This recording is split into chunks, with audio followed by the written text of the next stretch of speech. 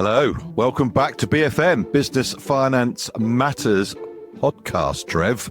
This is our little filler again, which I'm sure listeners are starting to get the gist of how we're going to be putting these podcasts out. Just a reminder, the little filler is really just a 15-minute-ish kind of episode, or we talk about some stuff in the marketplace, which of course, Trev, today we've got some exciting news that we really want to push out there on today's little filler. Yes, we do, Dave. Nice to see you. Just looking at some of the downloads. Oh, yeah. Yeah. Here we go. I love this bit. Who we got now? Right, listen. So, already on board, we have the UK, Singapore, United States, New Zealand, Canada, Portugal, Mauritius, the Isle of Man. Let me tell you who we now have. Here we go. Drum roll. In the fold. Cayman Islands. Goodness knows what's going on out there. Hey, I'm not so sure about this one. Libya, folks. Yeah, we're under the microscope. But listen, as we've said many times before, it's great to have all those territories. But this is a UK-focused podcast, folks. It's dedicated to fundamentally hoping to educate, open the eyes up of business leaders around the UK, and we do mean around the UK, and that's going to become evident with some of the things we're going to say. So, shall we get on with it, Dave? Shall we get on with the big announcement? Go for it. Can't wait. Here we go. Drum roll. Okay, folks, we did tell you on June the 6th at the Asset Finance Summer Conference at County Hall, no less, on the south bank of the Thames, just opposite from Parliament. We were pleased to found a new modern-day guild, the Guild of Business Finance Professionals. This is great. I mean, Dave, what it is, let's put it simply. The Guild's founding members all represent independent business finance intermediaries throughout the UK, England, Scotland, Wales. Our initial founding members came together primarily to sign the charter.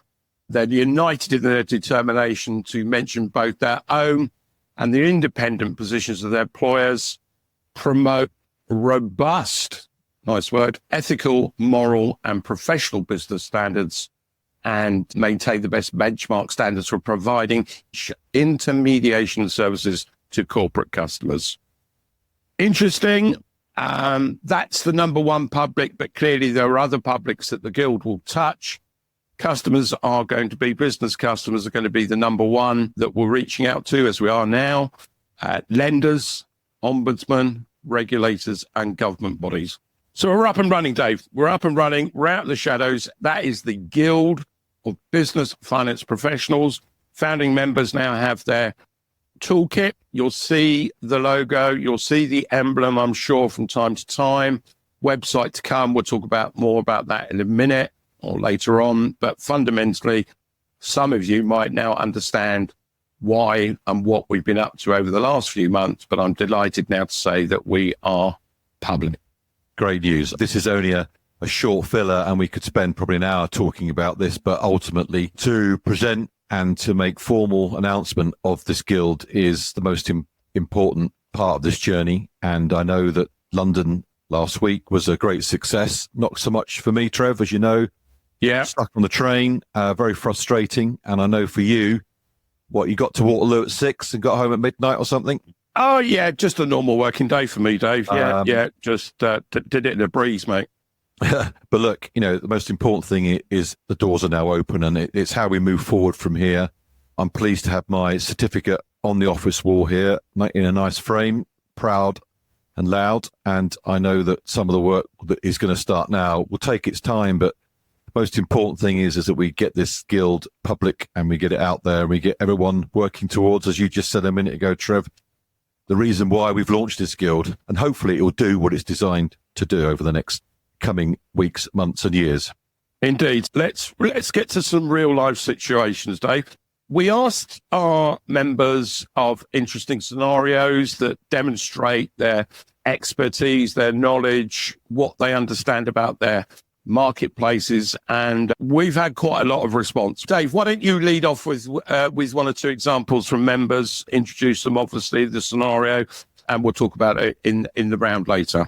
Yeah, we are trying to get to small businesses, and I guess if small businesses are listening to this, if we can give them some headliners in terms of the businesses that our marketplace are working with and the success, and not always. I mean, it's hard out there, Trevor, as you know, and we as business finance professionals are finding it a challenge. But at the same time, if we're finding it a challenge, you can only guess at what the small businesses are experiencing at the moment without people like us.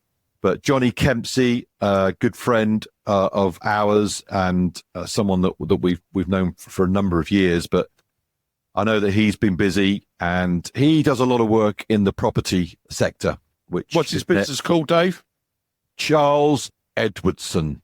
Whether it's bridging or commercial loans, this is an area of the marketplace that perhaps is a little less known than perhaps your standard asset finance or loan or invoice finance marketplace. But Johnny's been very kind and given us a couple of examples of some of the businesses that they've been helping this month, including a medical clinic based down in Bournemouth that were looking for some funding to help with their expansion and to buy some new equipment. And one of the areas that he identified was medical equipment can, in some circumstances anyway, be more expensive than perhaps doing a straightforward business loan. And this is an area which I know I focus on when we're talking to businesses. We try and understand the reasons why they're looking to raise the capital so we can then get behind that and try and find what we call best fit. I know I keep repeating that, but it's the best way of explaining what we do.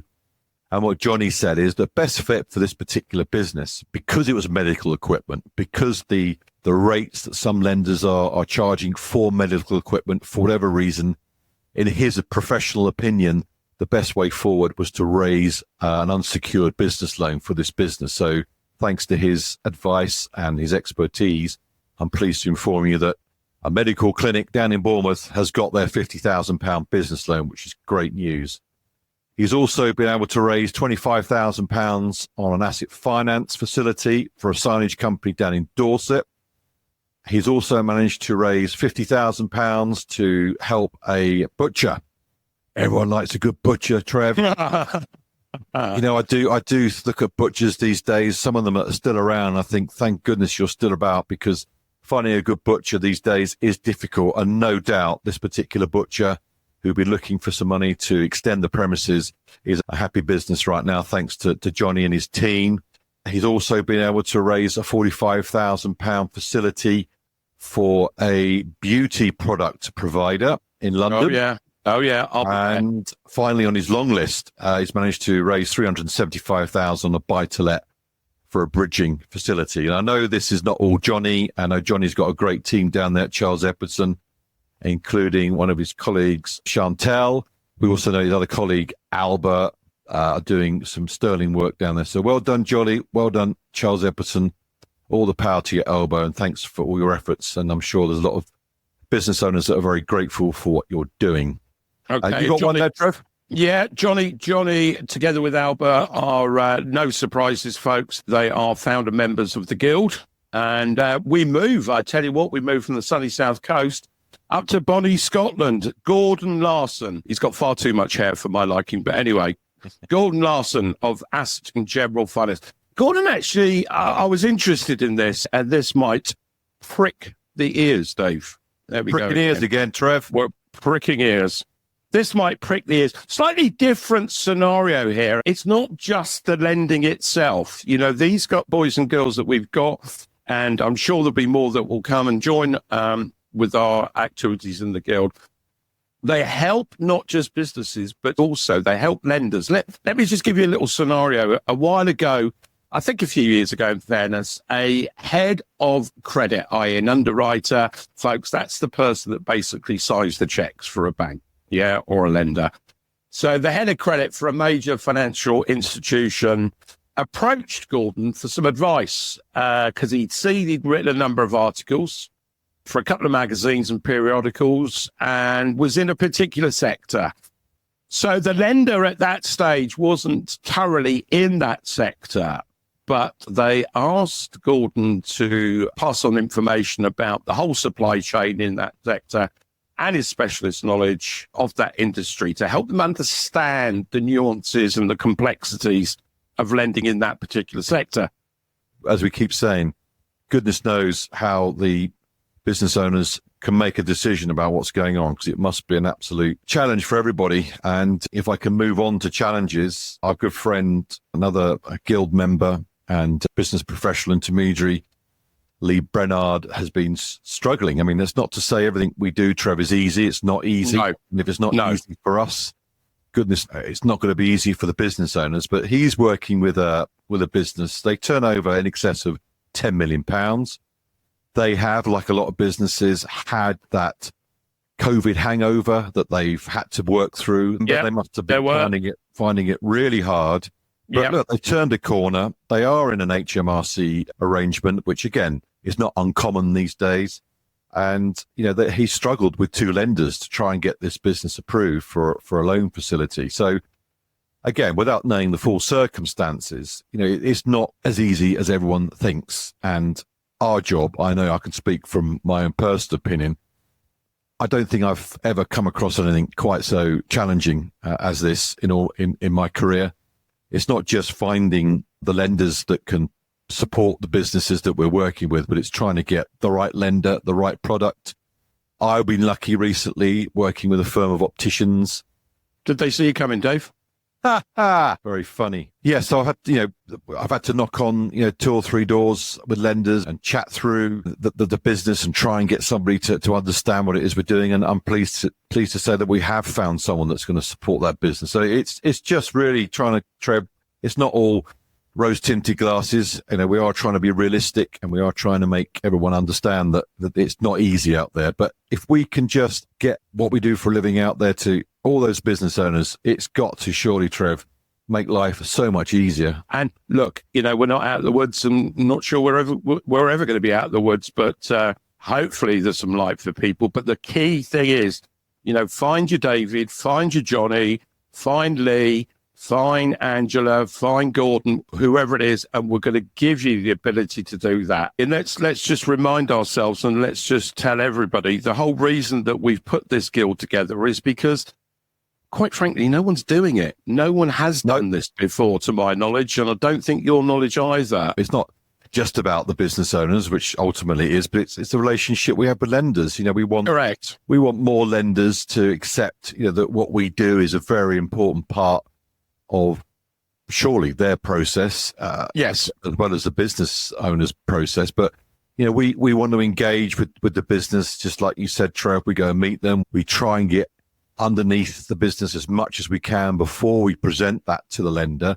But it doesn't stop there. That relationship lasts the whole term. To make lenders understand that intermediaries don't just sit around, wait for the phone to ring and the deal in, and that's it, and forget about it. Well, guild members, it's important that we say guild members won't be doing that. No, they're there for the duration. They're there to work with the customer. They're there to form relationships with the lender. They're there to impart their knowledge to both, and they're there for the greater good of all. If you've got a situation where you need some help, you need some guidance, get in contact with Dave or me in the first instance, and we'll put you in touch with the right person in your locality and in your region. Okay, that's it then, folks. So we're done. And, we have to do please follow, please subscribe. And, we're still looking for some sponsorship if you're interested. Indeed. And, come and talk to us about that. We'll find a way of making it work for both parties. That sponsorship, we can look at the lender community. We can look at any community really that makes sense and shares our common aims and aspirations with what we're doing here. If you are listening to this, if you are an independent business finance intermediary, we are recruiting. We're in phase 2 now. We are looking for more folks of similar persuasion to come and join us in the guild and to support that cause and support what that is all about. So, Trev. Yes. Sorry, what I forgot to also mention is... hold your horses. Here's Bricked. We do have someone from the FSB who we hope will have an interest on coming onto the podcast. That will obviously help our... Hold on. Cause. Is there a connection here? I opened up, we're talking about Libya. You're all talking about the FS. Oh, no, hold on. Pennies drop. Federation of Small Business. I thought we were looking at some sort of clandestine organisation there, folks. Not the FBI. Oh, right. Okay. But anyway, Okay, that's in the background. If we can get these types of people onto the pod, it again just interesting. It's add value, and they're obviously the FSB support many businesses that hopefully we can engage with. Okay, Trev, goodbye from you. It's goodbye from me, and look forward to having you all on board for the next episode, which will be in about 3 weeks' time. Super stuff. Take care, folks. Bye. Thank you again for listening to BFM. This episode was sponsored by Number 8 Business Finance. Number 8 are an independent firm that offers an advisory-led service to those business owners that are seeking guidance or wanting access to a wide range of business finance products. If you are interested in sponsoring future episodes, or if you'd like to add your comments to this podcast, then you can contact us via Instagram and Twitter. Just search for Business Finance Matters. We hope you enjoyed this episode. All feedback is welcome. Please subscribe, because this will help the cause. It will help us get the signposting and the voice that we need for our industry, and of course for the SMEs alike. Thank you again for listening, and look forward to having you back for future episodes.